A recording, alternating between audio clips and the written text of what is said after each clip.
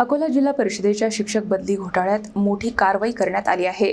बनावट दिव्यांग आणि परित्यक्त्या प्रमाणपत्रांच्या आधारे बदली मिळाल्याप्रकरणी 136 शिक्षक दोषी आढळले असून 33 शिक्षकांना निलंबित तर 65 जणांची वेतनवाढ रोखण्यात आली आहे। अकोला जिल्हा परिषदेच्या शिक्षण विभागातील जिल्हांतर्गत शिक्षक भरती प्रक्रियेत मोठा गैरप्रकार उघडकीस आला आहे।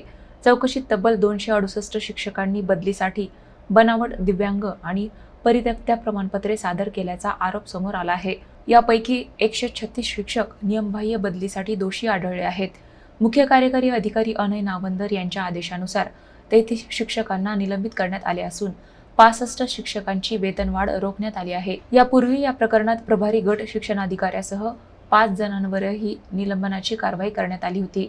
दरम्यान या घोटाळ्यात दोषींवर केवळ प्रशासकीय कारवाई न करता फौजदारी गुन्हे दाखल करावेत अशी मागणी आमदार हरीश पिंपळे यांनी केली आहे। तक्रारदार गणेश कुरई यांच्या आरोपानुसार बनावट प्रमाणपत्रे, खोटी घटस्फोटाची कागदपत्रे आणि चुकीची निवासी माहिती सादर करण्यात आली। या प्रकरणात शिक्षण व आरोग्य विभागातील काही घटकांच्या भूमिकेचाही तपास होण्याची शक्यता व्यक्त केली जात आहे। जिल्हा अंतर्गत बदली प्रक्रिया 2025 मध्ये ज्या शिक्षकांनी बदली प्रक्रियेचा लाभ घेतला त्यांनी लाभ घेतलेले प्रमाणपत्र शासन निर्णयातील तरतुदीतील निकषांची पूर्तता करत नसल्याचे दिसून आल्यामुळे एकूण 33 शिक्षकांना निलंबित करण्यात आलेला आहे।